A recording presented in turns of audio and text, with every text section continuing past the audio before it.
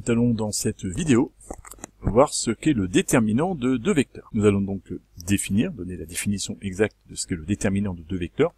On va donner des coordonnées U de coordonnées x, y, v de coordonnées x', y'. Et bien on va appeler le déterminant de deux vecteurs le nombre x, y' moins x', y, c'est-à-dire une sorte de produit en croix x, y', le produit de la diagonale, moins le produit de l'autre diagonale quand on met des coordonnées des vecteurs en colonne comme ça, côte à côte.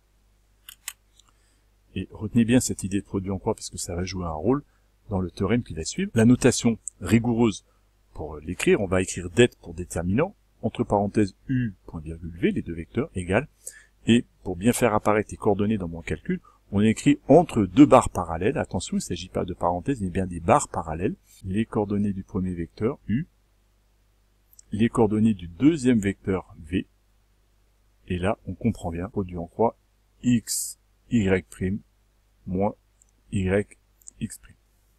On va tout de suite voir un exemple élémentaire avec le déterminant de deux vecteurs, u de coordonnées 2, moins 1 et v de coordonnées 2, moins 2, 3. Il suffit de poser simplement les coordonnées du vecteur u, les coordonnées du vecteur v avec ce déterminant, ces deux barres parallèles, de calculer 2 fois 3 moins, attention au signe, moins 1 fois moins 2, et si on est prudent avec la règle des signes, on arrive à 6 moins 2 qui fait 4. Il n'y a pas grand intérêt à ce calcul-là.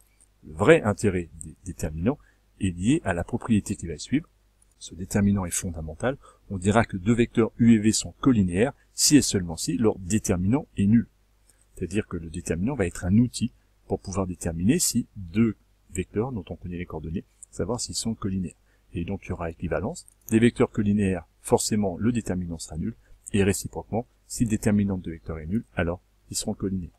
Cette propriété est fondamentale, on va prendre un dernier exemple pour l'illustrer. On me donne deux vecteurs, u de coordonnées 3 moins 1 et v 9,5 moins 3,5, et on me demande est-ce que ces vecteurs sont collinéaires. Pour le savoir, on va donc calculer leur déterminant. Et donc on applique exactement la même façon que tout à l'heure, les coordonnées, 3 moins 1, 9,5 moins 3,5, on calcule le produit en croix, et l'idée du produit en croix est bien de prouver que les coordonnées des vecteurs sont proportionnelles.